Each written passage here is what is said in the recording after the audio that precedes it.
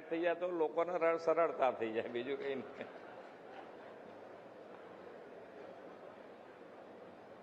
આનંદ છે ને? જોરથી બોલો, બધાને આનંદ છે ને?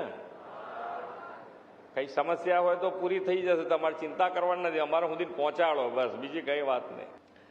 આપણે બધાએ એવી સ્થિતિ જોઈ છે કે જિલ્લામાં મુખ્ય મથકેથી ગામમાં આવવાનો પાકો રસ્તો પણ ન હોય, વાડું ટાઈમે પણ વીજળી ન હોય, અને દવાખાનાની તો વાત જ ક્યાં કરવી.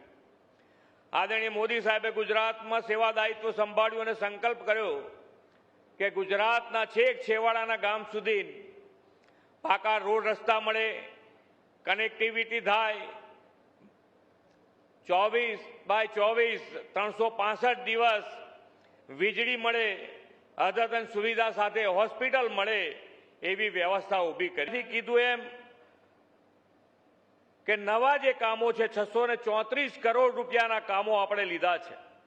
એમાં જુદા જુદા વિધાનસભામાં, એટલે કે જુનાગઢ વિધાનસભા વિસ્તારમાં રોડ રસ્તાના 16 કામો છે, એમાં 34 કરોડ રૂપિયા ફાળવ્યા છે.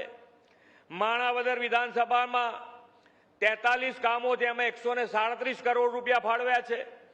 કેશોદ વિધાનસભામાં રોડ રસ્તાના 33 કામો છે, એમાં 76 કરોડ રૂપિયા ફાળવ્યા છે. માંગરોળ વિધાનસભા વિસ્તારમાં 46 કામોની સામે 70 કરોડ રૂપિયા ફાળવ્યા છે. અને વિસાવદર વિધાનસભામાં 81 કામોની સામે 55 કરોડ રૂપિયા ફાળવ્યા છે. અને સાથે સાથે એક હોસ્પિટલ જે મંજૂર થઈ છે એના માટે 27,000 ચોરસ મીટર જમીન પણ ફાળવી દીધી છે. એટલે હવે આ હોસ્પિટલ બનાવવા માટે તમારી ઉતાવળ એ અમારી ઉતાવળ. તમે જેટલું બને એટલું, અહીંયા કલેક્ટરશ્રી બેઠા છે, ડીડીઓ બેઠા છે, આપણા ચૂંટાયેલા જનપ્રતિનિધિ બેઠા છે, અને આપ બધા બેઠા છે. હવે તમે જેટલી ઉતાવળ કરશો એટલી આ ઝડપથી હોસ્પિટલ આપણે બનાવી. રસ્તાના કામો માટે તો અહીંથી જાહેરાત થઈ અને હજી થવાની છે, પણ રાજ્યમાં માર્ગ ગામડાના લોકોને સારા મળી રહે એના માટે માનનીય મુખ્યમંત્રી શ્રી ઉદાર હાથે રાજ્યભરમાં જ્યાં જ્યાં રસ્તાઓના પ્રશ્નો છે ત્યાં રસ્તાના કામો મંજૂર કરે છે.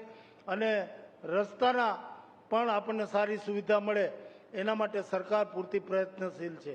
આપ બધા જાણો છો એમ પીવાના પાણીનો પ્રશ્ન આ વિસ્તારમાં જુનાગઢ જિલ્લામાં દરેક વિધાનસભામાં રોડ રસ્તાઓના પ્રશ્નો ખૂબ છે.